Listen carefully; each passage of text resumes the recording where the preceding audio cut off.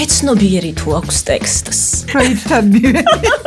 იმაზე მეტი სიღრმე აქვს, ვიდრე მე განვსაზღვრე წინასწარ. თქვენ თუ კრიტიკოსმა. მე ძალიან მომწონს ეს ნამდვილი ამბავია. ტექსტს ყოველთვის ეტყობა, როცა თავდაჯერებით არის ნაწერი. გათავისუფლება გაძლევს აი ამ თავდაჯერებულობას, რაც რა თქმა უნდა შემდეგ ტექსტზე ტყობა და რასაც მერე მკითხველი გრძნობს, გადაეცემა ტალღასავით მკითხველს. არის ეპოქები, როდესაც მწერალი ამას აუცილებლად შეეწირება. ხო, განწირული, ანუ ეს უდრის სიკვდილს. არის ეპოქები, როდესაც მონობარი არჩევანი. სამწუხაროდ, ხო. როგორ ხვდებით, რომ ავტორი ძალიან გულწრფელად წერდა? კონდეს რაღაც ილუზია მაგალითად რომ ავტორი იყო შენთან გულწრფელი და ბოლოს ძალიან მოტყუებულიც დარჩი. რასაც ოგენრი აკეთებს მაგალითად. არა და მიყვარს. ყველა მწერალს აქვს ეგ პრობლემა, გაუცხოების პრობლემა, მარპაობის პრობლემა, გარიყულობის განცდა. არიან ავტორები, რომლებსაც კრიტიკოსები დიქტატორებს უწოდებენ. ქართული ლიტერატურის ადგილს მსოფლიო ლიტერატურულ ასპარეზზე. ქართული მწერლობა არის ევროპული დასავლური მწერლობის ორგანული ნაწილი. ლიტერატურა რომ იყოს ადამიანი.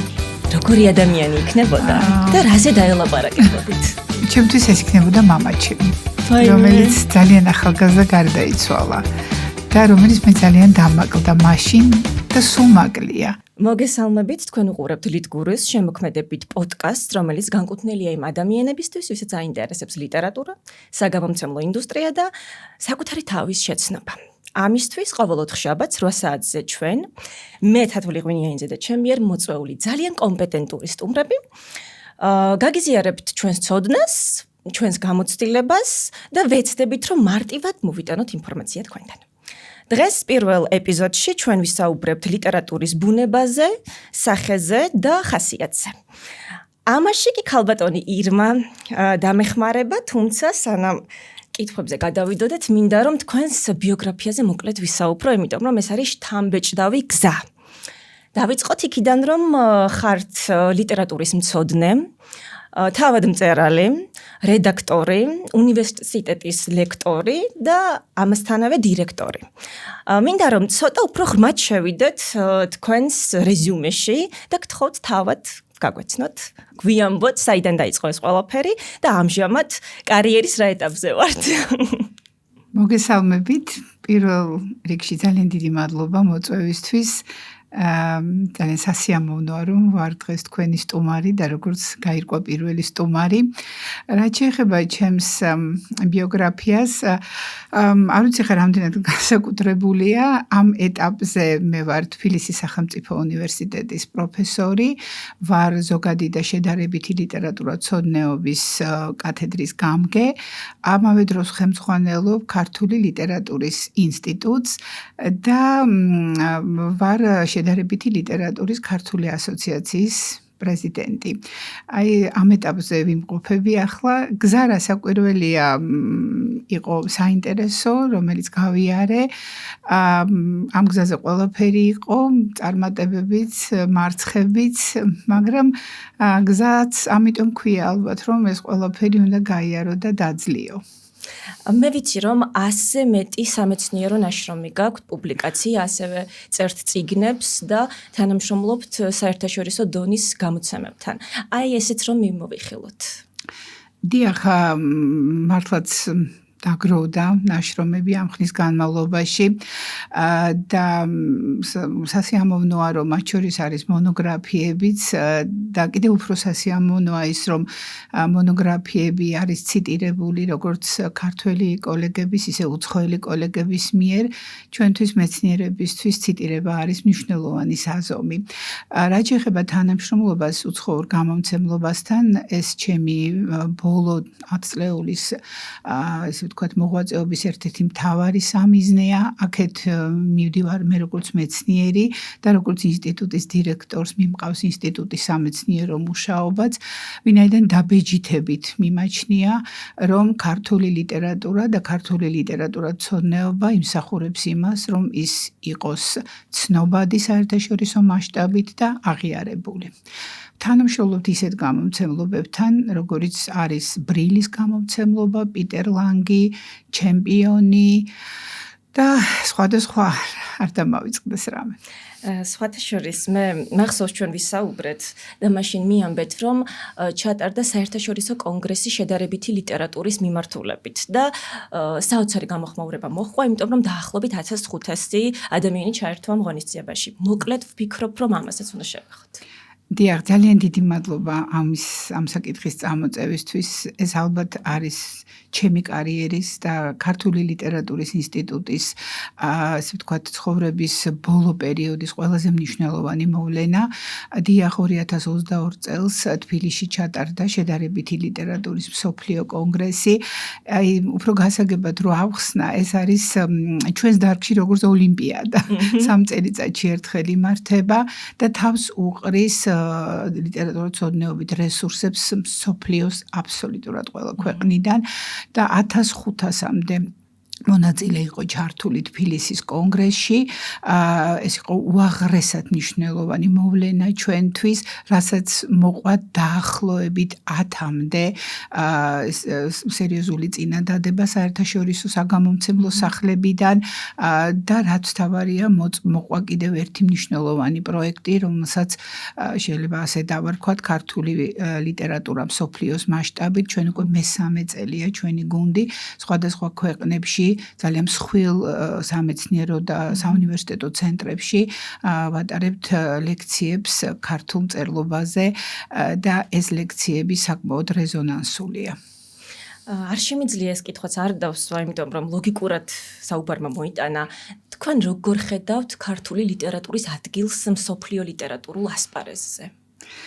იცით 2018 წელს მე გამოვეცი მონოგრაფია ზუსტად ამ სათაურით ქართული მწერლობა და მსოფლიო ლიტერატურული პროცესი, რომელიც იმავე წელს ითარგმნა და გამოიცა პიტერ ლანგის გამომცემლობაში და ჩემთვის მართლა სასიამოვნოა იმის აღნიშვნა, რომ 2018 წელს ფრანკფურტის წიგნის ბაზრობაზე პიტერ ლანგის გამომცემლობამ ჩაატარა ამ წიგნის წარდგინება და რაღაც მართლაც საკმაოდ სოლიდურმა აუდიტორიამ მოიყარა იქ თავი და მივხვდი რომ წიგნი გამოვიდა საჭირო სათაურით. შემდეგ უკვე იყო მისი გზა და აი მისი გზა როგორც უკვე გითხარით, განისაზღვრება იმით თუ როგორი ციტირება აქვს, როგორი დაინტერესება და შემიძლია ვთქვა რომ უკმაყოფილო არ ვარ. უკმაყოფილო არ ვარ. ასე რომ როგორ ხედავ მე ქართული მწერლობის ადგილს მსოფლიო ლიტერატურაში? მე ვხედავ მას ყველგან. იმიტომ რომ ქართული მწერლობა არის ჩემი დაბეჭდებული რწმენით ევროპული დასავლური მწერლობის ორგანული ნაწილი, აღმოცენებული ისეთ უმნიშვნელოვანეს კონცეფტზე, როგორიც იყო ქრისტიანული კონცეფტი და რომელმაც გაიარა განვითარების ყველა გზა, რაც გაიარა ევროპულმა მწერლობამ, გარდა აი იმ მოკლე პერიოდისა, როდესაც ვეფხისტყაოსნის დაწერიდან შემდეგ უკვე მე-15-მე-16 საუკუნეებამდე გარკვეული მცირეხნიანი დუმილი ჩამოვარდა ისტორიული და პოლიტიკური ვითარებებისა და გამო. ამის შემდეგ ჩვენ კვლავ ბრუნდებით იქ, სადაც ჩვენი ადგილია და ბრუნდებით უფრო გამდიდრებულები აღმოსავლური გამოცდილებით და ესეთი საინტერესო მოდელით, ესე ვთქვათ, ჩვენი ჩაბრუნება ევროპულ მწერლობაში კიდევ უფრო ჩემი აზრით მნიშვნელოვანია და მერე იწყება უკვე რომანტიზმი, მერე რეალიზმი, მერე მოდერნიზმი, ნეორეალიზმი, მაგიური რეალიზმი, პოსტმოდერნიზმი, ანუ ქართულმა მწერლობამ გაიარა ყველა ის საფეხური, რომელიც უნდა გაიაროს ღირსეულმა, ძველმა და ძალიან მნიშვნელოვანმა ლიტერატურამ. ეს ძალიან მნიშვნელოვანი შეფასებაა და ვფიქრობ წაახალისებს თანამედროვე ქართული ლიტერატურის განვითარებასაც, იმიტომ რომ დღეს ადამიანებს ეშინიათ ჩრდილიდან გამოსვლის, ეშინიათ გამოაჩინონ რა შექმნეს და დაწერეს და სხვათა შორის ერთ-ერთი მიზანი ჩვენი პოდკასტისა სწორედ ის არის, რომ ადამიანებს დავეხმაროთ, რომ გვანახეთ რას წერთ, იქნებ ეს მართლაც გენიალურია. მოდით გადავიდეთ კონკრეტულად ლიტერატურის ბუნებაზე, სახეზე და ხასიათზე.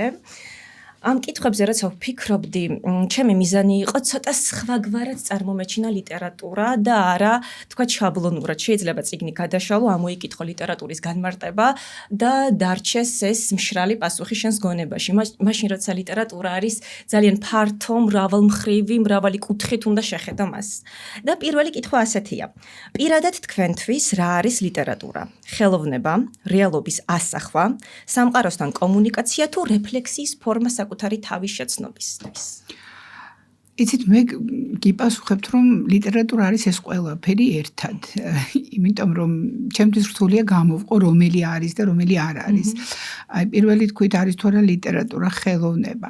სხვა შორის რა თქმა უნდა არსებობს ასეთი მოსაზრებაც, რომ ზოგიერთი ასე ვთქვათ მოაზროვნე არ მიაკუთვნებს თქვენ წარმოიდგინეთ ლიტერატურას, კი ბატონო, კლასიკურ სისტემას ხელოვნების, მაგრამ ესენი უმცირესობაში არიან.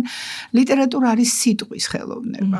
სიტყვის ხელოვნება, ამაზე ალბათ ეს არის კლასიკური მიდგომა, კლასიკური განმარტება და ყველანი შეთანხმებულები ვართ და ამ თვალსაზრისით განსაკუთრებით მინდა გამოვყო ერთი ნაშრომი, ეს არის ლესინგის ლაოკოონი, სადაც მან არაჩვეულებრივად წამოიღო ეს თემა და დაასაბუთა ნამდვილად ეს მნიშვნელოვანება, რომელიც სიტყვას ენიჭება ლიტერატურაში და რაც ლიტერატურას გარკვეულ პრივილეგიასაც კი ანიჭებს მისი აზრით ხელოვნების სხვა დარგებთან მიმართებით. აი, დიახ, ხო, რეალობის რეფლექსია, რა თქმა უნდა, ლიტერატურა არის რეალობის რეფლექსია და ის არის ბაძვა რეალობის, ხო, როგორც არისტოტელი ამბობდა, პოეზია არის ბაძვა და ის ბაძავს იმ რეალობას, რომელშიც ის იბადება და ცხადია, რომ ჩვენ საქმე გვაქვს სწორედ ამ რეფლექსიასთან და ამის გარეშე ის უბრალოდ აქტუალური ვერ იქნება. მაგრამ საინტერესო რა არის, რომ აი ეს პროცესი, რეფლექსირების პროცესი აუცილებლად უნდა იყოს შემოქმედებითი. ის არ უნდა დარჩეს იმ კონკრეტული კონტექსტის დონეზე მხოლოდ, რომელშიც ის იწერება, არამედ უნდა წავიდეს განზოგადებისკენ, რასაც ჩვენ უნივერსალიზმისკენ წასვლას უწოდებთ. სხვაგვარად საუკუნეების წინ დაწერილი ტექსტი ალბათ ვერ იქნება საინტერესო და აქტუალური თანამედროვე მკითხველისთვის. ხოლო სამყაროსთან დიალოგი ეს ცხადია, ეს არის ყველაზე მნიშვნელოვანი ფუნქცია ალბათ ლიტერატურის, იმიტომ რომ ლიტერატურას აქვს ძალა, იცით, რომ ჩვენ ჩაგვაბას ამ უზარმაზარ დიალოგში. ამ უზარმაზარ დიალოგში ჩააბას ავტორიც, მკითხველიც და ჩვენ დავდგეთ ჩვენი თავის შეცნობის გზაზე, დავსვათ კითხვები, ვიყოთ ხან მოსაუბრის, ხან მოპასუხის, ხან მსმენელის როლში, მაგრამ ეს ყველაფერი ემსახურება სწორედ იმას, რომ შევიცნოთ ჩვენი თავი. როგორ გგონიათ, ვწერთ იმიტომ, რომ სხვაგვარად არ შეგვიძლია, ანუ ეს არის გარდაუვალი მომენტი ჩვენთვის, თუ არჩევანი ვწერთ იმიტომ, რომ გვინდა? იცით რა არის, პირველ ყოვლისა მე ვფიქრობ, რომ ადამიანს ძალიან უნდა უნდოდეს რამე რო გააკეთოს. ახლა ეს ძალიან პირადი მოსაზრება, ალბათ უნდა გინდოდეს. თუ ძალიან არ გინდა, მე ვერ წარმომიდგენია როგორ უნდა დაწერო თუ შენ ეს ძალიან არ გინდა. და რაც შეეხება სხვაგვარად არ შეგიძლია, დიახ, სხვაგვარად არ შეგიძლია, იმიტომ რომ თუ ლიტერატურა არის სათქმელი და თუ მე მაქვს სათქმელი, რომელიც მინდა რომ გავუზიარო სხვებს და რომელიც იმდენად მნიშვნელოვანი მგონია, რომ მინდა რომ ჩემს გარდა ეს ხვამაც გაიგოს, რასაკვირველია სხვაგვარად არ შემიძლია მაშინ. და მე ვიღებ ჩემს თავზე პირობითად აი ამ სითამამეს და შევდივარ აი ამ კომუნიკაციაში მკითხველებთან, გარესამყაროსთან და მე მაინტერესებს მათი აზრი. ჩვენ როდესაც ვწერთ, ძალიან სუბიექტურები ვართ. ტექსტი ყოველთვის გიბიძგებს, რომ დაიჭირო ის მხარე, რომელიც ავტორმა შემოგთავაზა, აი მისი სუბიექტური მხარე, რაღაც ჭეშმარიტების ჯერა და რაღაცნაირად ამ ჭეშმარიტებამდე მიხავ ხარ შენს და ახერხებს ამას. ანუ სუბიექტურია ყოველთვის ტექსტი, თუ შეიძლება ობიექტური იყოს და არ გადაგიბიროს თავისკენ. იცით, ძალიან საინტერესო კითხვა. არსებობს რამდენიმე გააზრება ავტორის ზოგადად. არიან ავტორები, რომლებსაც კრიტიკოსები დიქტატორებს უწოდებენ. და დიახ, ეს ავტორები ნამდვილად ცდილობენ, რომ აი რაღაც პოზიცია, რაღაც ასე ვთქვათ, ის მიზანდასახულობა თუ ინტენცია, რომელიც მათ აქვთ, მკითხველი მოიყვანონ ამ მიზანდასახულობასთან. ამას განსაკუთრებული სიმძაფრით მაინც აკეთებენ კრიტიკული რეალიზმის ეპოქის ავტორები და ჩვენ შეგვიძლია ალბათ ვთქვათ, რომ ასეთი ესე ვთქვათ, განწყობა შეიძლება წავიკითხოთ ილია ჭავჭავაძის თუნდაც ზოგიერთ ტექსტში და ყველა ეს ტექსტი მე პირადად ძალიან მიყვარს და ვთვლი, რომ შესანიშნავი ტექსტებია, მაგრამ აი ეს ტენდენცია არსებობს, მაგრამ არის მეორე მიდგომა, რომელიც ასევე არსებობს ავტორის მიმართ და ეს ცხადია მე არ მომიგონია ჯერ კიდევ შილერიდან მოდი, როდესაც ის საუბრობს აი ამ მეთოდებზე. არის ის, როდესაც ავტორი არ ატანს ძალას მკითხვას და პრინციპში შილერი ამას უწოდებს სხვა შორის დაუმთავრებელ ტექსტსაც. ანუ თითქოს ავტორი იმის გამო, რომ არ მისი პოზიცია არ იყოს ძალიან მყარი, თითქოს რაღაც ეპიზოდებს დაუმთავრებელსაც კი ტოვებს, რომ მის შემდეგ მკითხველმა დაასრულოს. არ ძალადობს მკითხველს. დიახ. ასე რომ განსხვავებული მიდგომებია, ეპოქებზეა დამოკიდებული, მიზანდასახულობაზე. არის დრო, როცა ლიტერატურა ტრიბუნა, არის დრო, როცა ის არ არის ტრიბუნა და სხვადასხვა. ჯორჯ ორუელის ერთი ფრაზა გამახსენდა, საუკეთესოა წიგნი, რომელიც გიყვება იმას, რაც უკვე იცი და აქ ხაზგასმულია ის ფაქტია, რომ ლიტერატურამ უნდა მიგიყვანოს აზრამდე, რომელიც შენში იყო, მაგრამ არასდროს გადაგიაზრებია და არ ჩაღრმავები ხარ. შემდეგი კითხვაც სწორედ ამას უკავშირდება, რასაც ვკითხულობთ, ოდესღაც ნაფიქრის გახსენება თუ ცალსახად ახალი ინფორმაცია? იცით, აქაც შეიძლება ალბათ რომ რაღაც რამდენიმე მიდგომა დავინახოთ, მაგრამ ნებისმიერი, რომელიც არ უნდა მოვიტანო ახლა მე აქ ნიმუშად, ნებისმიერი გვეტყვის ერთ რამეს, რომ ძველია ინფორმაცია თუ ახალია, ის აუცილებლად უნდა იყოს მოტანილი ძალიან საინტერესო და ინოვაციური ფორმით მკითხველთან. განსაკუთრებით, როდესაც ეხება საქმე იმ ინფორმაციას, რომელიც უკვე არსებობს ჩვენში, თუნდაც სიუჟეტურად, თუნდაც სტილისტურად, არა? და აი ავტორი მაგალითად იღებს რაღაც თითქოს ბანალურ სიუჟეტს და თქვენ მაგალითად ალბათ იცით, რომ ძალიან ბევრი ფაუსტია დაწერილი, მაგრამ ჩვენ ყველა ვკითხულობთ გოეთეს ფაუსტს, ხო? და ხო, ეს იმიტომ რომ ხდება სწორედ აი თითქოს ნაცნობის, თითქოს ფამილიარულის, ჩვენში უკვე კარგად აი გააზრებულის გადააზრება, ამისი გაუცნაურება, როგორც ამას ვიქტორ შკლოვსკიმ უწოდა რუსული ფორმალიზმის ერთ-ერთმა ლიდერმა, და ეს გაუცნაურების პროცესი არის ლიტერატურა. იყოს ნაცნობი, იყოს თუნდაც სიუჟეტს იღებს ავტორი, თუ ის მას შენამდე მოიტანს განახლებული ფორმით, მასშტაბზე საქმე გვაქვს ძალიან იჭერ ავტორთან.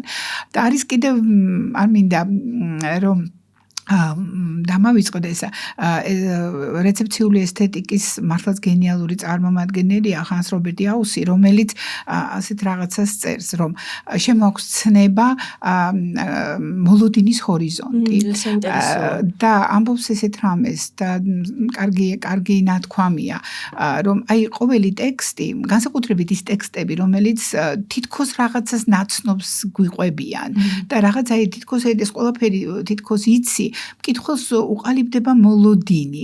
მე ხომ ეს ვიცი, აი ახლა მე ეს ვიცი როგორც განვითარდება. და ამ დროს რას აკეთებს ავტორი, ის ან მოყვება და გაამართლებს ამ შენი მოლოდინს და შენ იტყვი რომ ხო მე მგონი ვიცოდი. ან მოგატყუებს და წაგიყვანს სრულიად სხვა მიმართულებით. როგორც ამას აკეთებს მაგალითად დონ კიხოტის ავტორი. როცა ჩვენ გონია რომ რაინდულ რომანს კითხულობ და სულ სხვა რაღაც სხვა სივრცეში აღმოჩნდები. აი როგორი ტექსტების მისაღებად არ ვართ მზად. ახლა ჩვენ განვიხილეთ რომ გარკვეულწილად მარცვალი უნდა იყოს ჩვენში იმისთვის რომ შემდეგ გაღვივდეს და ტექსტი ამაში დაგვეხმაროს. მაგრამ არის ტექსტები ისეთ ინფორმაციას გვაწვდის არასდროს რომ არ გვიფიქრია და თითქოს მიუღებლობა გვაქვს ასეთი ტექსტების. როგორ შეიძლება გადავლახოთ ეს მიუღებლობა? ტექსტების მიუღებლობა. იცით, ეგ საკმაოდ რთული კითხვა. იმიტომ რომ ტექსტების მიუღებლობა ის პროცესში ალბათ ჩართული არის როგორც რაღაც შინაარსობრივი ასპექტი ამ ტექსტების, ასევე პირადი გემოვნებაც არა მკითხველის. და მე ერთი ეპიზოდი გამახსენდა სტუდენტობისას ერთ-ერთმა ჩვენმა ძალიან სახელოვანმა ლექტორმა, პროფესორმა მე მკითხა აზრი ერთ-ერთი ქართველი ავტორის ბოლო რომანზე და მე უპასუხე რომ მე არ წავიკითხე, იმიტომ რომ ეს არ მაინტერესებს. რაზეც მე მივიღე პასუხი, რომ თუ მე მინდა რომ ოდესმე ვიყო პროფესიონალი, ფრაზა არ მაინტერესებს, ჩვენთვის არ უნდა მუშაობთ ეს. ანუ თუ ჩვენ პროფესიონალებზე ვსაუბრობთ, თუ ჩვენ ვსაუბრობთ იმ ადამიანებზე, ვინც ტექსტებზე მუშაობს, იკვლევს, მე ვფიქრობ, რომ ეს მიუღებლობის გადალახვა უბრალოდ აუცილებელი პირობაა და რაც შეეხება რიგით მკითხველს, მას ალბათ შეუძლია რომ მეტი თავისუფლება ქონდეს. ესმის. არის თუ არა ლიტერატურა ჭეშმარიტების ასახვის, მატერიაში გადმოტანის საშუალება, ანუ შეუძლია თუ არა გადმოსცეს ის, რაც თვალისთვის უხილავია და ხშირად მეცნიერებისთვის მიუწვდომელი. რა თქმა უნდა, რასაკვირველია, აბსოლუტურად, იმიტომ რომ ლიტერატურა არის იცით შეღწევა ადამიანის სულში, შინაგან სამყაროში, სადაც მიუხედავად იმისა, რომ ყველაფერი სიტყვებით გადმოიცემა და აღიწერება, რაღაც ყოველთვის რჩება იმის მიღმა კიდევ, რომელსაც ყველა ინდივიდუალური მკითხველი თავისებურად განიცდის და ავსებს. თავის გამოცდილებაზე დაყრდნობით. თავის გამოცდილებაზე, თავის ერუდიციაზე, ინტელექტზე, ხო?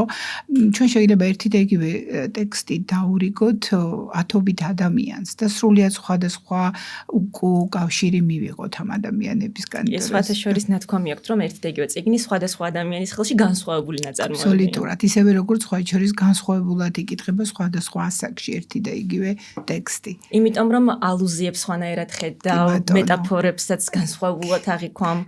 მაგიტომ მიყვარს ერთი და იგივე წიგნის რამდენჯერმე წაკითხვა და აუცილებელიც გონია. სკოლაში სუდამცინოდნენ მაგისთვის, რომ ერთი და იგივეს რა გაკითხებს. და აუცილებელიც კია, თქვენ წარმოიდგინეთ, რაღაც საინტერესოც კია, რომ ხანდახან აი თითქოს ბრუნდები იმ წიგნთან. მე მაქვს მაგალითად ესეთი წიგნი, ერთ-ერთი, ხა ბევრია, მაგრამ ერთ-ერთი არის ალისა საოცრებათა ქვეყანაში. ამ წიგნს ვუბრუნდები და ბოლოს აღმოვაჩინე, რომ ჩემს ერთ-ერთ ყველაზე მნიშვნელოვან მონოგრაფიაში ძალიან ბევრჯერ გავლენა, სერიოზული. მე ისიც გამახსენდა, რომ ბავშვობაში ჯერ დედა მიკითხავდა, მე თვითონ მკითხულობდი და ესე იგი და ესე ხა მკითხავდით თქვენ შვილებს. რასაკვირველია, მათაც ვკითხავდი და ანუ ეს იცით რა არის, რაღაცა წარმოუდგენელი ამბავია რა, მაგრამ ერთი გადაწყვეტილება შეიძლება ამ დროს გამოიტანო, ერთი დასკვნა, რომ საქმე გაქვს სრულიად გენიალურ ტექსტთან.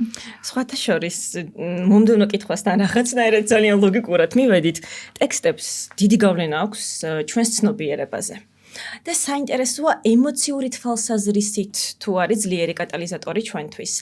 აი, როდესაც ცუდად ვარ, დეპრესიაში ვარ და ტექსტთან მივალ, აქვს მას უნარი, რომ წამომაყენოს ფეხზე, мотиваცია მომცეს, ან პირიქით, ჩემი პრობლემა კიდევ უფრო სიღრმისეულად დამანახოს და ამით თავი ცუდად მაგრძნობინოს. სხვათა შორის, ჩემი ერთ-ერთი მეგობარი ფაუსტს როცა კითხულობს, ყოველთვის დეპრესიაში ვარ. ეს კითხვა სულ პირველად მაშინ გამიჩნდა, ფსიქოემოციურ ფონზე როგორ მოქმედებს ლიტერატურა? პირდაპირ მოქმედებს და აი მას მართლა ყველაფერი შეუძლია.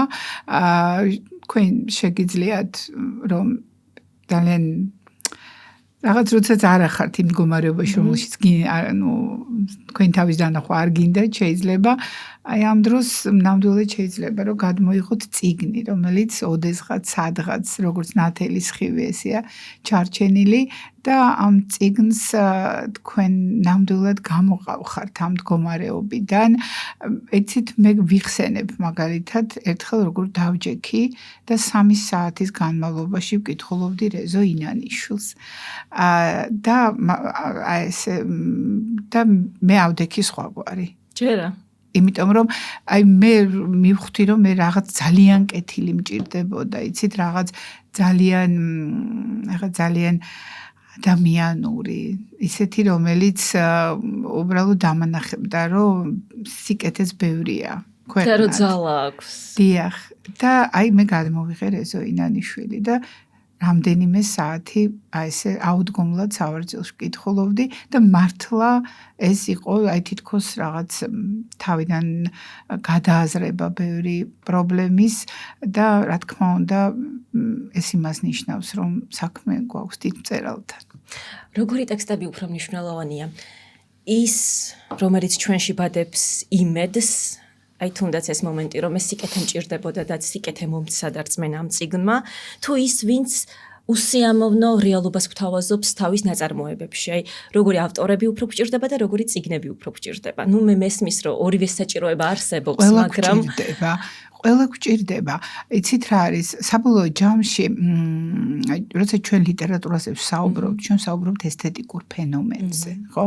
ესთეტიკური ფენომენი, ანუ ეს არის, ასე ვთქვათ, მშვენიერების იცით როგორი გაგება, რომელიც არ უკავშირდება იმას, რომ მშვენიერი არის კარგი, მხოლოდ ლამაზი, დადებითი და პოზიტიური. არა, მშვენიერი არის ის, რაც არის სრულყოფილი. სრულყოფილი და ამიტომ მე ვფიქრობ რომ ლედი მაკბეტიც ეს სისხლიანი ლედი მაკბეტიც ისეთივე მშვენიერი ამ თვალსაზრისით როგორც კორდილია, იმიტომ რომ სრულყოფილია თავის ფორმასა და შინაარსში და ჩვენ რასაკვირველია ეს ყველა ენერგეტიკა გვჭირდება რაც ლიტერატურას მოაქვს, იმიტომ რომ ლიტერატურამ ჩვენ უნდა გვიბიძგოს სერიოზული კითხვებისკენ, ამ კითხვებზე პასუხის გაცემისკენ, ჩვენ უნდა ვიფიქროთ რაღაცნაირ დილემებზე, უნდა გადავჭრათ, ან ვერ გადავჭრათ ეს დილემები, მაგრამ ნებისმიერ შემთხვევაში ვიფიქროთ, დიახ. მესმის. ისე თქვენთვის რომელი იყო ასეთი გამორჩეული და განსაკუთრებული წიგნი, რომელმაც დილემა გადაგაწყვეტინათ? ეთიკური ან სხვა გზით, მაგრამ თავარია იყო დილემა, არ იცოდით რა გექნათ და უეცრად ეს წიგნი მოგევლინათ ხსნელად და მშველელად. იცით, მე შემიძლია უბრალოდ გითხრათ, რომელმა წიგნებმა, აი რომ მე ესე იგი ჩამაგდეს ისეთ მდგომარეობაში, რომ მე გარკვეული პერიოდის განმავლობაში წიგნს ვერ ვკითხულობდი. ანუ ხო, ასეთი წიგნები. ერთს ვერ დაგისახელებთ რაღაც უბრალოდ ხა რადგან დამისვით ეს კითხვა, ასეთი იყო დონ კიხოტი, აი ეს წიგნი.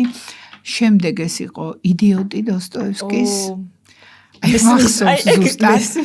შემდეგ ეს გახდათ ალბერ კამიუს უცხო. შემდეგ ეს იყო მარკესი, მარტოობის 100 წელიწადი და მარკესის წაკითხვის შემდეგ თქვი კიდევაც მახსოვს ძალიან აღელვებული ვიყავი, რომ რა უნდა დაწეროს მწერალმა კიდევ და აი ამის შემდეგ იყო ჩემთვის მიხელ ჯავახიშვილის თავიდან აღმოჩენა ჯაყოს ხიზნების. აი ცოტა გვიან მივედი გესმით. და რა გავლენა მოახდინა ამ ლიტერატურულმა გზამ, რაც გაიარეთ ამ ახალი აღმოჩენის გაკეთებაში? ძალიან დამეხმარა, მე შემდეგ უკვე აი ჩემს მონოგრაფიაში, რომელსაც ქვია ტექსტი და ქრონოტოპი, ანუ ტექსტი და დროსივრცე, იქ აღმოჩნდა, რომ მე თეიმურაზ ხევისთავი დავაყენე სწორედ იმ პერსონაჟების რიგში, რა წიგნებიც ახლა ჩამოგითვალეთ მარკესის გამოკლებით. ანუ დონ კიხოტი, მიშკინი, აი გაყვა ეს გზა. რატო მარკესის გამოკლებით? იმიტომ რომ მარკესის რომანი მაინც ცოტა განსხვავებულ ასე ვთქვათ კონტექსტში მიმდინარეობს და მაინც განსხვავებული ასე ვთქვათ სწორედ მიმდინარეობა, რომელიც ეხება ამ თემებსაც, ახლა რასაც ეს დიდი მწერლები ვერაულის, მაგრამ მას აქვს კიდევ ის რაღაც დამატებითი მიზანდასახულობა, რომელიც შეიძლება უკვე აი ამ ტექსტებში ჩვენ ვერ დავინახოთ. და საფუძველი ამისი არის ის, რომ ყველა ეს პერსონაჟი, ვიზეც ახლა დიდი წიგნები და დიდი პერსონაჟები მე ვსაუბრობ, ესენი არიან რეალობასთან, კონტექსტთან გაუცხოვებული ადამიანები, რომლებიც კარგავენ კომუნიკაციას რეალობასთან, ვერ პოულობენ მასთან საერთო ენას, არიან მარგინალები, განაპირებულები და ყველა წერალი თავისებურ გადაჭრას პოულობს ამ პრობლემისა. მარგინალური ვახსენეთ და გაუცხოვება ვახსენეთ. პირადად მე ბავშვობიდან ვგრძნობდი ამ გაუცხოვებას საზოგადოებასთან.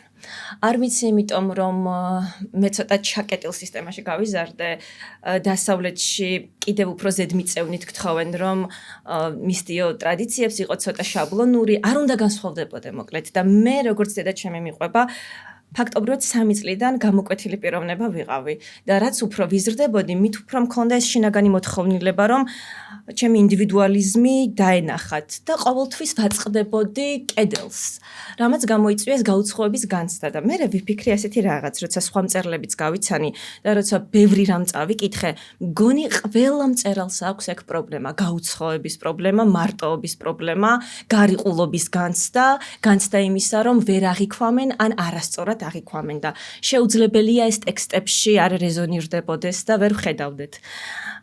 მომავალ მწერლებს რას ურჩევდით ტექსტზე მუშაობისას, როდესაც სურვილი ექნებათ გადმოსცენეს პრობლემა და წარმოაჩინონ გაუცხოვების თემატიკა. რას მიაქციონ ყურადღება?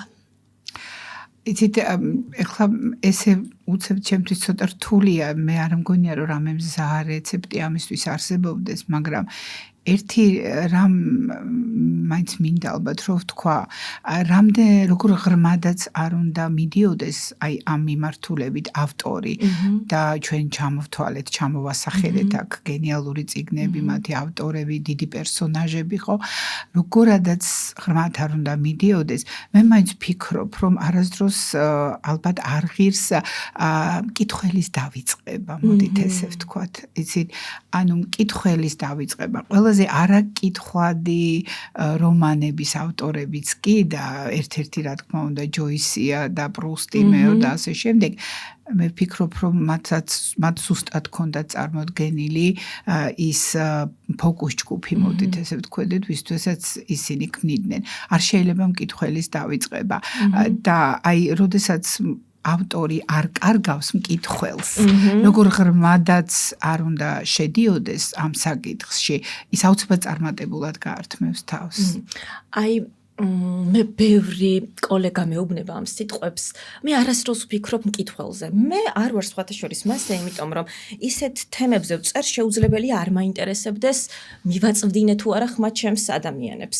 აი მაგალითად მეორე წიგნი არის ფსიქიკურ ჯანმრთელობაზე და გამოწვევებზე და როგორ უნდა დავძლიოთ გავიაროთ ეს ძალიან რთული და დამთრგუნველი გზა. და თითქოს განმიკითხავენ ხოლმე, რომ ზედმეტად ბევრს ვფიქრობ შენს მკითხველზე. ჯერ შეუძლებელია ზედმეტად ბევრი იფიქრა სხვა ადამიანზე. იმიტომ რომ ყველა ფიქრს მე რაღაცა ქმედება მოსდევს და ხშირ შემთხვევაში ეს კეთილი ქმედებებია ხოლმე. აი თქვენ ურჩიეთ ავტორებს, რომ ცოტა უფრო მეტად იფიქრეთ მკითხველებზე. რას გულისხმობთ ამაში? იცით, ეხლა უკვე როგორც ლიტერატურათმცოდნე ასე გიპასუხებთ, ლიტერატურათმცოდნეობაში არსებობს აქსიომატური ცნებები. ერთ-ერთი არის ლიტერატურათმცოდნეობითი სამკუთხედის ცნება. ეს არის ავტორი, ტექსტი, მკითხველი. ანუ იქნება ტექსტი და ის მიემართება მკითხველს.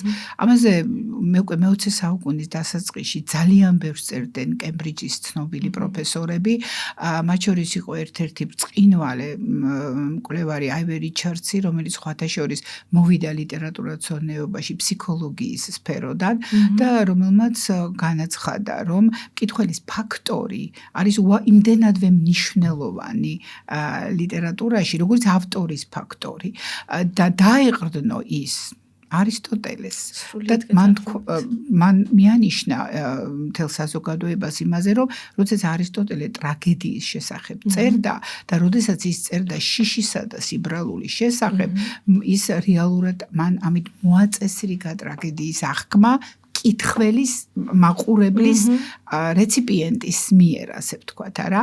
ამიტომ ამის აქცენტირება მე-20 საუკუნეში გაგრძელდა, შემდეგ დამკვიდრდა მთელი მიმდინარეობა რეცეფციული ესთეტიკა, რომელიც საქართველოში შემოიტანა და დაამკვიდრა შესანიშნავმა გერმანისტმა და ლიტერატურაცოდნემ ბატონმა რეოზო ყარალაშვილმა, როდესაც მან დაწერა წიგნი და მკითხველი. ეს ძალიან მნიშვნელოვანი რამ არის. ამერიკული ახალი კრიტიკა, ეს ძალიან მსხვილი სკოლა ლიტერატურაცოდნეობითი, ისიც ორიენტირებულია სწორედ ამაზე, რომ უმნიშვნელოვანესი პროცესი ტექსტისთვის ეს არის რა? კითხვის, მისი კითხვის პროცესი. ამერიკულმა ახალმა კრიტიკამ ეს შეაფასა როგორც close reading, ანუ ახლო კითხვა, როდესაც რამდენჯერმე მიდიხარ ტექსტთან და არ ცდილობ რომ არ შეხვიდე მასთან ემოციურ ცდომილებაში, ან აზრობრივ ცდომილებაში. და სულ ახლახანს გამოვიდა შესანიშნავი წიგნი, რომელსაც ქვია უკვე დისტანციური კითხვა. დიახ და რომელიც ესე ვთქვათ, უკვე ახდენს აი ამ მეთოდოლოგიის გადამუშავებას და მინდა გითხრათ რომ ეს არის ფრანკო მორეტია მისი ავტორი, ქართული ლიტერატურის ინსტიტუტში მიმდინარეობს ამის თარგმანი და მომავალ წელს ეს წიგნი უკვე თარგმნილი მიეწოდება დაინტერესებულ მკითხველს. იმედია პრეზენტაცია ყოველთვის ხელმისაწვდომი იქნება რომ მოვიდეთ. არის კარგი წიგნია, მე ვფიქრობ რომ ეს საჭირო წიგნია ყველასთვის. ადრე მწერლები უფრო რთულად წერდნენ, ასე რომ ვთქვათ. მერე ენა ცოტა გამარტივდა.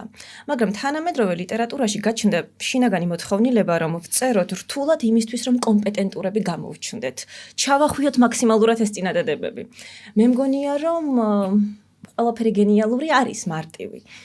და ახლა ვფიქრობ, იქნებ იმისთვის, რომ ტექსტი იყოს აღქმადი რეალურად და სათქმელი მივიტანოთ ადამიანებთან და ვიფიქროთ მკითხველზე, რასაც ახლა ჩვენ მსჯელობდით, საჭიროა რომ მართლაც შედარებით მათთვის გასაგებ ენაზე ვწერდეთ. ვერ გეტყვით, გაჩნია სტილს, გაჩნია მიზანდასახულობას, გაჩნია როგორი არის ავტორის ჩანაფიქრი, რა უნდა მას, რას უნდა მიაღწიოს და როგორ ხედავს ის სტრატეგიას. მე უბრალოდ ვფიქრობ, რომ რთულად დაწერილი წიგნიც შეიძლება იყოს გენიალური ცხადია, ანუ ეს ყველაფერი დამოკიდებული არის კონტექსტზე, ავტორზე, მის ჩანაფიქრზე და აი ალბათ იმ გავლენაზე, მოდით ასე ვთქვათ, გავლენებზე, რომელსაც ეს წიგნი შემდეგ გამოიწვევს იმ ესე ვთქვათ, რომელსაც ის იქონიებს, არა მარტო მკითხველ საზოგადოებაზე თანამედროვე, არამედ მომავალი თაობების მკითხველზეც. როგორ უნდა გავარჩიოთ ხარისხიანი და უხარისხო ტექსტი? მე ზოგადად არავისი ლანძღვა არ მიყვარს და ყოველთვის თავს მიკავებ კრიტიკისგანაც კი, ნუ მწვავე კრიტიკას გულისხმობ, მაგრამ რეალურად არის საჭიროება იმისთვის, რომ მივხვდეთ, რას ვკითხულობთ. კი წავიკითხოთ, მაგრამ შეგვეძლოს შეფასება ხარისხიანი და ნაკლებად ხარისხიანი ლიტერატურის. აი გვირჩიეთ, როგორ გავიგოთ, რამდენად კარგ წიგნს ვკითხულობთ. ეს ესეთი სიღრმისეული შეკითხვა ჩემთვის კარგი შეკითხვა, მაგრამ არ ვიცი რამდენად ჩემი პასუხი იქნება მისაღები. იმიტომ რომ მე მაინც პროფესიონალი მკითხველი ვარ. მე არა ვარ ის მკითხველი, რომელიც მე თუ წიგნს ვკითხულობ, მე სხვას არც არ ვაკეთებ.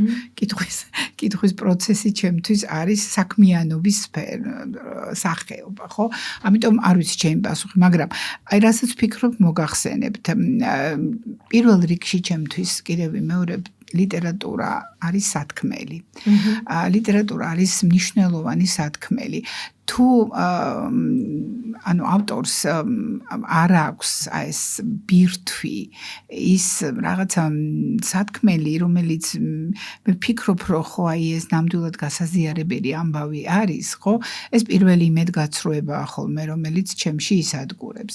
შემდეგ მნიშვნელოვანია რამდენად შესაბამება მოტანილ სათქმელს ის სტილი, რომელთაც ავტორი მუშაობს.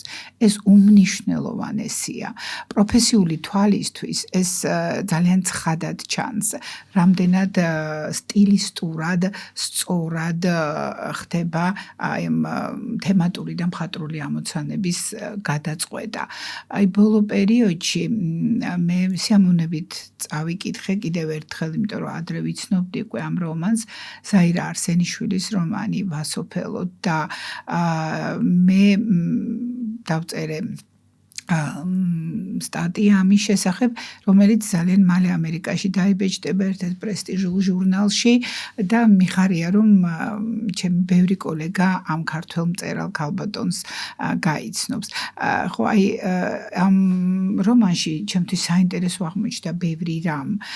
პირველ რიგში ეს იყო როგორც გითხარით სათქმელი, აი იმ დროის რეკონსტრუირება, იმ ეპოქის რეკონსტრუირება, რომელშიც ის ცხოვრობდა, გაიზარდა, როგორც ჩანს და რომელიც ესოდე საინტერესოა ჩვენი თაობისთვისაც და ასევე თუ როგორ მოარგო მწერალმა აი ამ თავის თემას, თავის დიდ სათქმელს ის სტილი, რომლითაც აი მთელი თხრობა მიმდინარეობს. შემდეგ როგორ მან არაჩვეულებრივად გამოიყენა ალუზიების ხერხი, როგორ უპრობლემოდ გადავიდა რაღაც მითოლოგიური სახეების სფეროში, როგორ მოახდინა ამის დაკავშირება რეალურ კონტექსტთან და ასე შემდეგ და ასე შემდეგ. ეს ყველაფერი არის სტილი, ეს ყველაფერი არის ხერხი და საბოლოო ჯამში მე ბევრი არაფერი გამიკეთებია როგორც კვლევარს, გავაკეთე დასკვნა, რომ საქმე გვაქვს თანამედროვე ქართულ რომან ეპოპეასთან. ანუ ეს არის აბსოლუტური ჟანრული ინოვაცია და სიახლე. ძალიან საინტერესოა. თანამედროვე ავტორები სტილში გაბნეულები არიან. ნუ ეს ჩემი სუბიექტური შეხედულებაა, რასაც ვკითხულობ, თითქოს ზღვარი მოიშალა. ხშირ შემთხვევაში ძირითადად ბევრ ჟანრში ერთდროულად წერენ და სადღაც იკარგებიან. როგორ ვიპოვოთ ჩვენი ჟანრი? იცით რა არის ალბათ ჟანრის მიგნება ალბათ თავარი მიგნება ამ წერლისთვის, ანუ ის სადაც ის ყველაზე კარგად გრძნობს თავს. თავდაჯერებულია. თუმცა ეს ალბათ აი რაღაცა ექსპერიმენტების გზით მოდის, შემოქმედებითი ექსპერიმენტების და ამის დაკვირვებაც ალბათ ძალზე საინტერესო პროცესია, ხო? ასე რომ მე მხოლოდ მომეწონება ექსპერიმენტები, რაც ბევრი იქნება და მრავალფეროვანი, თუ ის მიიყვანს აი იმ რაღაც იმ ზონასთან, აი იმ რაღაც მდგომარეობასთან, რომელშიც ავტორი თავს იგრძნობს, დავუშვათ, უფრო კომფორტული არ არის კარგი სიტყვა, უფრო მიზანშეწონილად, მოდით ესე ვთქვათ. ტექსტს ყოველთვის ეტყობა, როცა თავდაჯერებით არის ნაწერი და კიდევ როგორ ხვდებით, რომ ავტორი ძალიან გულწრფელად წერდა? აი, იცით, ავტორი ძალიან რთული ფენომენია. და მე ავტორის გულწრფელობაც ესეთი პირობითი ამბავია, იცით, ანუ შენ შეიძლება რაღაც კონდეს რაღაც ილუზია მაგალითად, რომ ავტორი იყო შენთან გულწრფელი და ბოლოს ძალიან მოტყუებული დარჩი. რასაც ოგენრი აკეთებს მაგალითად. და აკეთებს გენიალურად, ხო? რომ აი დაყავხარ ამ ლაბირინთებში და როგორ გჯერა მისი და როგორ ყოველთვის რჩები ბოლოს ასეთი მშვენივრად მოტყუებული, ხო? ანუ იცით რა ხა გულწრფელობა ავტორის თემატიკაზეც არის ალბათ დამოკიდებული. აი მე მაგალითად მგონია რომ როცა ვკითხულობ ნიკოლ ორთქიფანიძის ნოველას ტრაგედია უგმიროთ, ჩემთვის ეს არის ძალიან გულწრფელი ავტორი და იმიტომ რომ ყოველი ფრაზა ჩემი აღქმით არის განცდილი ავტორის მიერ, განცდილია ბოლომდე და ის მოტანილია ძალიან შეულამაზებლად, ისე როგორც იმპრესიონისტულ სტილს შეშვევია. დიახ, აი ამ რაღაცა ფერთა თამაშით, აი ამ შუქჩრდილებით, ამ ემოციებით და აი ნამდვილად არის ერთი ეს შესანიშნავი მაგალითი ალბათ ავტორისეული გულწრფელობის. თემას გააჩნია, ჟანრს გააჩნია, როგორ მუშაობს ავტორი, ის ყველანაირი შეიძლება იყოს, ყველანაირი. როდის იგრძნობა ტექსტში და პერსონაჟში, მის განვითარებაში, წამოყენებულ იდეებში წერლის თავდაჯერება? ერთხელ ბერძენიშვილმა თქვა, რომ ბევრი შეშინებული ავტორი ყავს დღეს საქართველოშიო და მინდა რომ უფრო თავისუფლები იყვნენ. წერლის თავდაჯერება. არის თუ არა თავდაჯერება თავისუფლება? აი ეგეც კარგი კითხვა. აქვე მაგაზე შეგიძლიათ არის თუ არა, ანუ თავდაჯერებულობა თუ გამოხატავს. თავდაჯერებულობა მწერლის გამოხატავს, რა თქმა უნდა, მწერლის თავისუფლებას, იმიტომ რომ აი მაგალითად ისეთი ავტორები, რომლებსაც ახლა კითხულობს, მე ვაკვირდები და აი ჩემი სტუდენტები რას კითხულობენ და ისინი კითხულობენ ორველს, ისინი კითხულობენ კაფკას, ისინი კითხულობენ ელიოტს და ანუ ამ ავტორებმა რაღაც გააკეთეს ისეთი, რის გამოც ამ თაობისთვისაც ისინი ძალიან საინტერესონი არიან. თავდაჯერებულობა, ხო, თავისუფლება ავტორის ალბათ აძლევს მას იმ თავდაჯერებულობას, რის გამოც ის მართლაც თავისუფლად მოძრაობს აი იმ თემატიკაში, რომელზეც მუშაობს და ალბათ უშიშარია. გარკვეული თვალსაზრისით. უშიშარია თქვენ ახლა შეშინებული ავტორები. აი ეს შიშის დაცლევა რთულია, მაგრამ მე მგონია რომ იგივე მიხეილ ჯავახიშვილმა ჯაყოს ხიჟნებში დაძლია შიში. თან მრავალი კონტექსტი იმ დროის შიში, რომელშიც ის ცხოვრობდა და ბევრი შეიძლება ასეთი ჩამოითვალოს, ხო? ზოგი მსხვერპლად შეეწირა იმ დროს, ზოგი სხვაგვარად განადგურდა, მაგრამ ეს გათავისუფლება გაძლევს აი ამ თავდაჯერებულობას, რაც რა თქმა უნდა შემდეგ ტექსტზე ტყობა და რასაც მერე მკითხველი გრძნობს, გადაეცემა ტალღასავით მკითხველს და თუ არა თავისუფლება, თუ არა ეს გამბედაობა, ეს შიშის ძლევა, ეს თავდაჯერებულობა ალბათ ვერ გადაურჩება მწერალი დროს. ნამდვილად. ჩვენ ვისაუბრეთ და მითხარით, რომ დროის და სივრცის აღქმით ხართ დაინტერესებული და იკვლევთ ამ თემატიკას. და მაშინ გამიჩნდა ასეთი შეკითხვა, რომ მწერალი ხომ არ ცდილობს აუჯანყდეს დროს. ეს ხომ არ არის ერთგვარი ამბოხი წერა და წიგნის შექმნა, რომ დაიჭირო რაღაც მომენტი ან შენი პირადი ცხოვრებიდან, ან საზოგადოებრივი ცხოვრებიდან და შეინახო ამ შენს ნაწარმოებში. იცით, წერალი და დრო, ეს რთული ურთიერთობაა, როგორც უკვე თქვით კიდევაც, ყველა მწერალი გარკვეულ დროში ცხოვრობს. ის გარკვეულ დროსივრცულ კონტექსტში არსებობს და მე ვერ გეტყვით, რომ რომელიმე ძალიან დალხენილი შეიძლება იყოს. ნამდვილად. თუმცა ალბათ მეტნაკლებად, ასე ვთქვათ, შეიძლება იყოს დრო, როგორიც იყო მაგალითად 1920-იანი 30-იანი წლები, თვალებ დათხრილი დრო, როგორც მას მიხეილ ჯავახიშვილმა უწოდა და შეიძლება იყოს ნაკლებად თვალებ დათხრილი დრო. ერთი ცალი რო დაგიტო. ასე შეიძლება. ასე რომ ეს სხვადასხვაგვარი შეიძლება იყოს, მაგრამ მე ვფიქრობ, რომ ნებისმიერ კონტექსტში მოაზროვნე ადამიანი აუცილებლად მიაგნებს იმ სირთულეებს, იმ სიღრმისეულ პრობლემებს, რომლებიც მნიშვნელოვანია და რომლებიც მისი აზრით საჭიროებს გარკვეულწილად ამოტანას ზედაპირზე, ხო? მაგრამ ნახეთ რა ხდება, ხო, ის ამით ამ დროს აფიქსირებს, ის ცდილობს, რომ ეს წამოიღოს, მაგრამ საქმე ასეც ხდება, რომ გააჩნია ეს რომელ ეპოქაშია, არის ეპოქები, როდესაც მწერალი ამას აუცილებლად შეეწირება.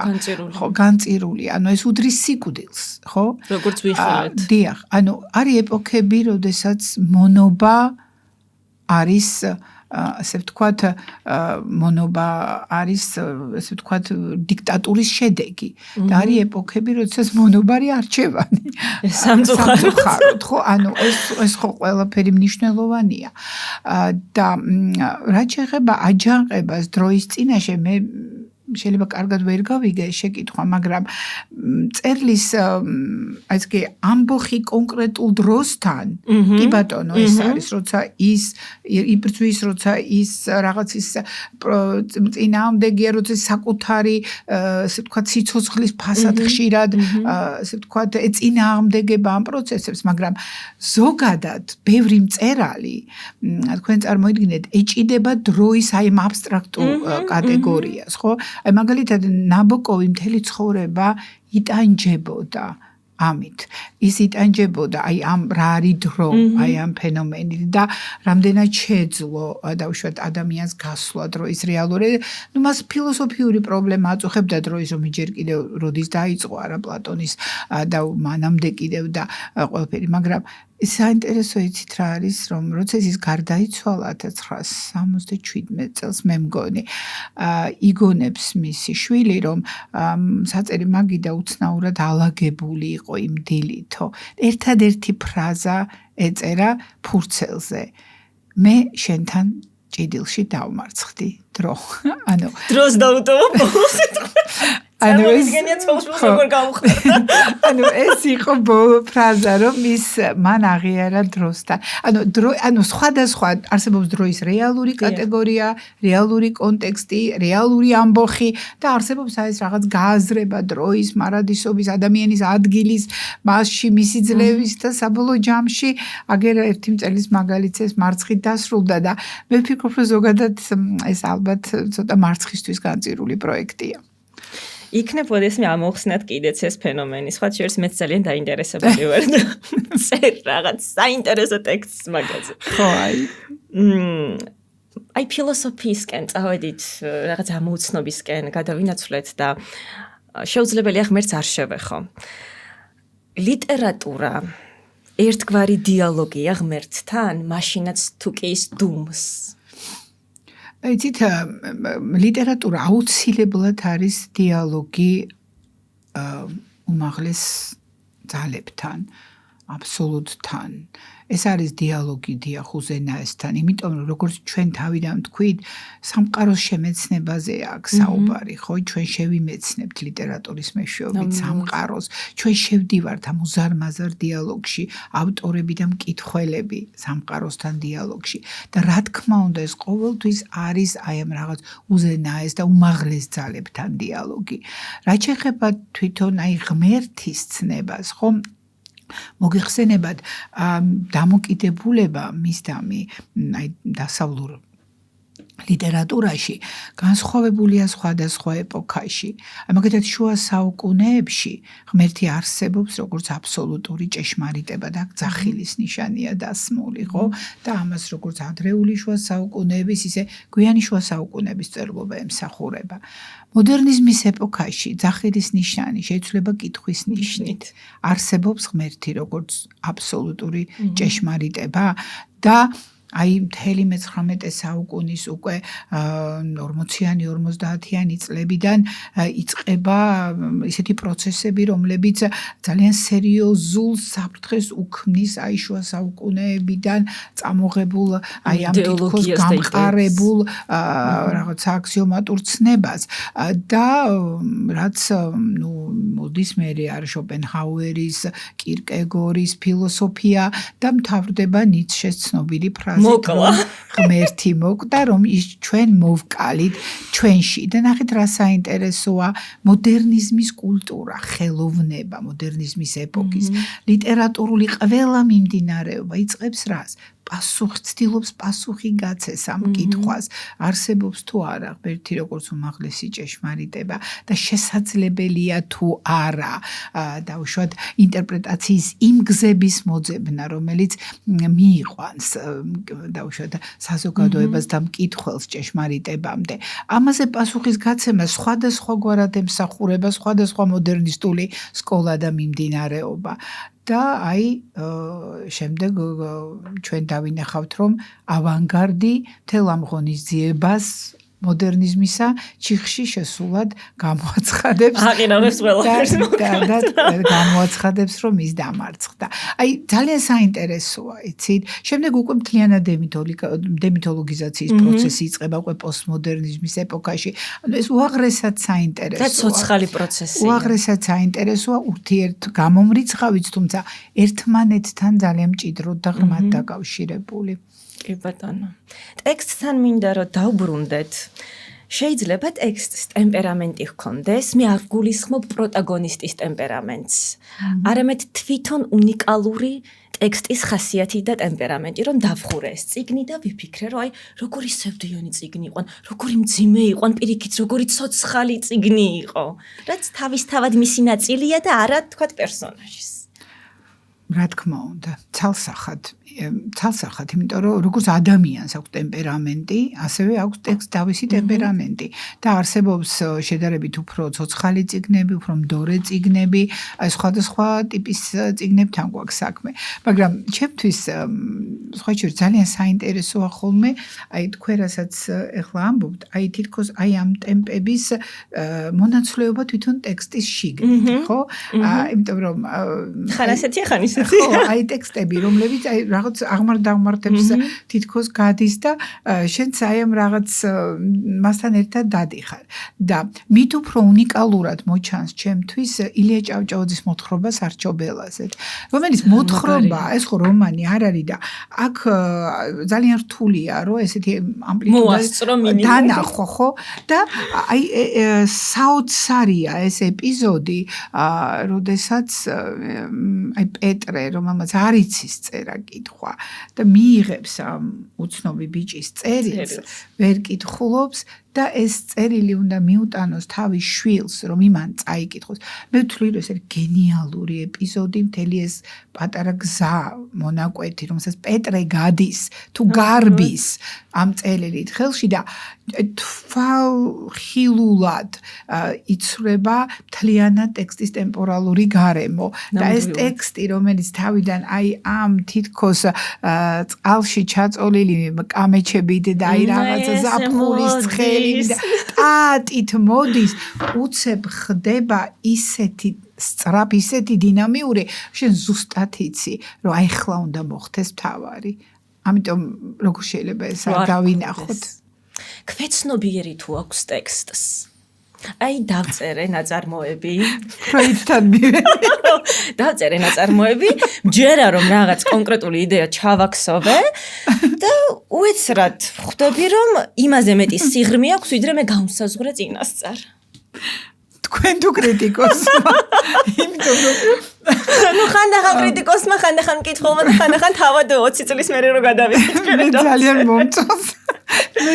მომწონს ეს ნამდვილი ამბავია, როდესაც ფროიდმა პირველად წაიკითხა მოხსენება თავის ცნობილ ოიდიპოსის კომპლექსზე, სადაც გამოაცხადა, რომ ესე იგი მისი კომპლექსი მდგომარეობს იმაში, რომ ვაჟს აქვს გაუცნობიერებელი ტოლვა დედისადმი და მამას იშორებს როგორც კონკურენტს და ასე შემდეგ და ასე შემდეგ. დარბაზიდან მას დაუძახეს, რომ კი, მაგრამ თქვენ გავიწყდებათ, რომ ეს არ იცოდა ოიდიპოსმაო. რაზეც ფროიდმა უპასუხა, ეს მშვენივრად იცოდა სოფოკლემო. ესე იგი, ახლა ეს ყველაფერი უკვე სოფოკლესკენ გადავიდა, ისევე როგორც კარამაზოვების ამბავი გადავიდა თვითონ დოსტოევსკისკენ და ასე შემდეგ. იცით რა არის? რა თქმა უნდა, ჩვენ ტექსტში შეგვიძლია რომ ვეძიოთ ქვეცნობიერი, არსებობს როგორც ვახსენეთ უკვე მთელი ესეთი მიმართულება, ეს არის ფსიქოანალიტიკური კრიტიკა, ფსიქოლოგიური კრიტიკა და ასე შემდეგ. მაგრამ ჩვენ არ უნდა დაგვავიწყდეს, იცით, ერთი რამ, რომ არ შეიძლება ხშირად ჩვენს რაღაც სურვილებს, რომ რაღაცის მიგნება გვინდა, დავუქვემდებაროთ ტექსტი.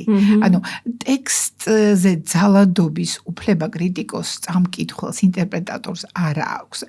თუ ეს ტექსტში ჩანს, თუ ეს ტექსტში დევს, თუ რაღაცა კოდებში ეს იკითხება, ჩვენ შეგვიძლია ეს წავიკითხოთ, მაგრამ თუ კი ჩვენ გვინდა რომ ეს დავინახოთ ამ ტექსტში, არა, და მაინც ასე გვინდა, მაშინ ეს არის ისეთივე, ასე ვთქვათ, ძალადობა ტექსტის მიმართ, როგორც თავიდან ჩვენ საუბრობდით, რომ ავტორი შეიძლება იყოს დიქტატორი და მოძალადე.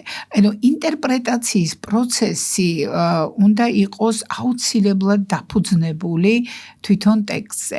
დიახ, ხანდახან იქ არის ნამდვილად ძალიან საინტერესო შრეები, ქვეცნობიერი შრეები, რომელიც უნდა დავინახოთ. ეხლა ისევ გამახსენდება ჯავახიშვილის კურდღელი, რომელიც აი ამ სიბრტყეზე შეიძლება წავიკითხოთ, მაგრამ ნუ დაგვავიწყდება ისიც, რომ მაგალითად იგივე ფროიდის თეორიას ოპონენტი გამოუჩნდა მისივე მოწაფის კარლ გუსტავ იუნგის სახით, რომელმაც დაუშვათ შემოიტანა უფრო ფართო, უფრო მნიშვნელოვანი ცნება კოლექტიური არაცნობიერის, რომელიც მასადამე ჩემი აზრით გაცილებით უფრო მასშტაბური ხედვა იყო ლიტერატურული პროცესების და ტექსტების, ვიდრე დაუშვათ ეს იყო ფსიქოანალიტიკური ხედვა. ძალიან საინტერესო რესპონდენტი ხართ და ბოლო კითხვა. ლიტერატურა რომ იყოს ადამიანი, როგორი ადამიანი იქნებოდა და რაზე დაელაპარაკებოდით? ძალიან ემოციური კითხვა.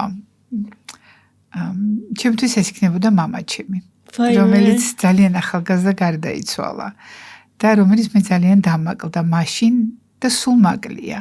ის იყო ლიტერატურათმცოდნე, ძალიან ახალგაზრდა წავიდა სამწუხაროდ და მე ვერ მოვასწარი მასთან საუბარი.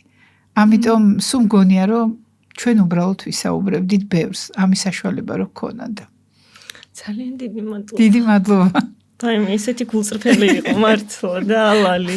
აი, ახლა უკვე ვიცი რატომ აირჩიეთ ლიტერატურა გარდა იმისა, რომ გიყვართ და გაინტერესებთ, მამის გზას გაყევით და ეს იყო ერთგვარი უხილავი ძაფი თქვენ შორის და არის, რითაც ალბათ კომუნიკაცია გააქვთ.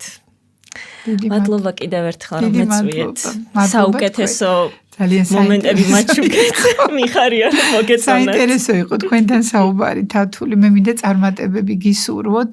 ვფიქრობ, რომ ძალიან საინტერესო პროექტია თავისთავად, რომელიც არაერთ ბევრად შეიძლება კიდევ უფრო მიმზიდველ რესპონდენტს მოუყრეს. თქვენზე მიმზიდველი მე არ ვიცი. და ძალიანაც გამოადგება ყველა თაობის მსმენელს და მაყურებელს. მეც ასე მგონია. მაშინ დავემშვიდობები ჩვენს მსმენელსა და მაყურებელს. დიდი მადლობა რომ ჩვენთან ერთად იყავით. იმედია საინტერესო იყო თქვენთვის და ისიამოვნეთ, ისევე როგორც ჩვენ ვისიამოვნეთ. შევხვდებით მომავალ ოთხშაბათს 8 საათზე. გელოდებით.